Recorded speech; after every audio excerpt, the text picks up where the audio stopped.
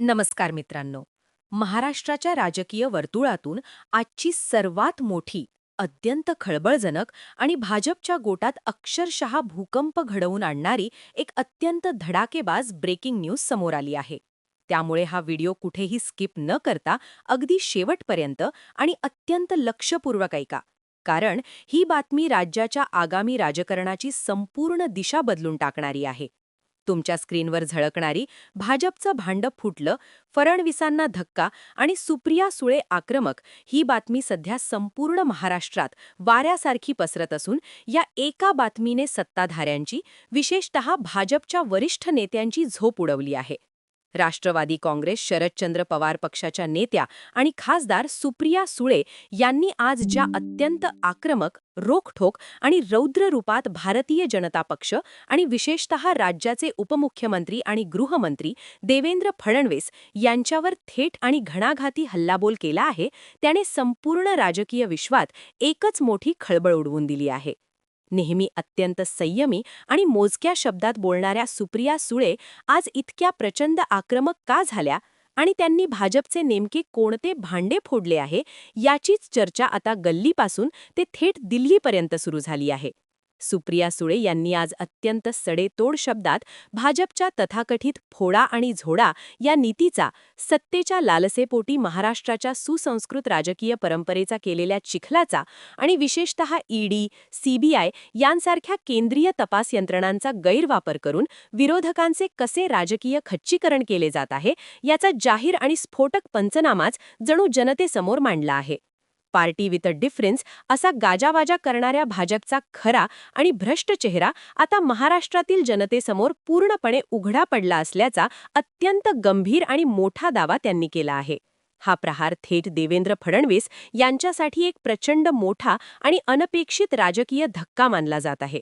कारण फडणवीस, जी स्वतःला राजकारणाचे चाणक्य मानतात आणि ज्यांच्या इशाऱ्यावर राज्यातील सत्तेची सर्व चक्रे फिरतात, त्यांच्याच नेतृत्वावर, त्यांच्या कार्यपद्धतीवर आणि त्यांच्या नैतिकता व पारदर्शकतेच्या दाव्यांवर थेट आणि टोकदार प्रश्नचिन्ह निर्माण करत त्यांना अक्षरशः कोंडीत पकडले आहे.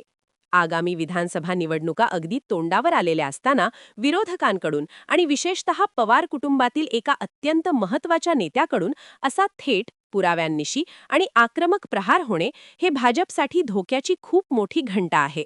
ज्या पद्धतीने राष्ट्रवादी काँग्रेस पक्ष फोडण्यात आला, कुटुंबात फूट पाडण्यात आली आणि शरद पवारांना राजकीयदृष्ट्या संपवण्याचा कट रचण्यात आला, त्या सर्व गोष्टींचा हा एक अत्यंत सुनियोजित, संतप्त आणि स्फोटक पलटवार असल्याचे राजकीय विश्लेषकांचे ठाम मत आहे. आम्ही तुमच्या या दडपशाहीला आणि खोट्या केसेसना अजिबात घाबरत नाही. महाराष्ट्राची जनता सर्व उघड्या डोळ्यांनी पाहत आहे आणि येत्या निवडणुकीत तेच तुम्हाला तुमची जागा दाखवून देतील, असा थेट आणि सज्जड इशाराच सुप्रिया सुळे यांनी आपल्या या आक्रमक भूमिकेतून दिला आहे.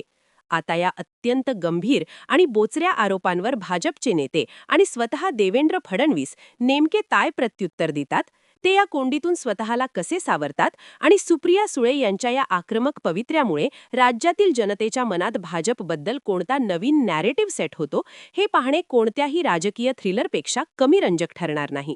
मित्रांनो, सुप्रिया सुळे यांनी घेतलेल्या या अत्यंत आक्रमक भूमिकेवर, त्यांनी भाजपचे फोडलेले हे भांड आणि देवेंद्र फडणवीसांवर केलेल्या या थेट प्रहारावर एक सामान्य नागरिक म्हणून तुमचे वैयक्तिक, स्पष्ट आणि परखड मत काय आहे? तुम्हाला खरोखरच असे वाटते का की सत्तेचा गैरवापर करून भाजपने महाराष्ट्राची राजकीय संस्कृती बिघडवली आहे आणि आता खरोखरच त्यांचे राजकारण जनतेसमोर उघडे पडत आहे? हे आम्हाला खाली कमेंट सेक्शनमध्ये आत्ताच्या आत्ता नक्की लिहून सांगा, कारण तुमचा आवाज या लोकशाहीत अत्यंत मौल्यवान आहे. जर तुम्हाला आमचे हे सखोल, पडद्यामागचे सत्य उलगडणारे आणि अत्यंत धडाकेबाज राजकीय विश्लेषण खरोखरच आवडले असेल, तर या व्हिडिओला लगेच एक लाईक करा.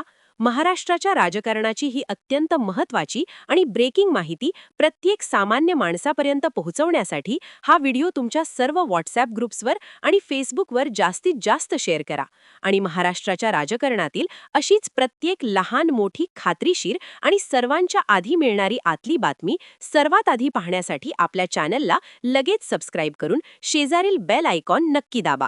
आजचा तुमचा अत्यंत मौल्यवान वेळ दिल्याबद्दल खूप खूप धन्यवाद.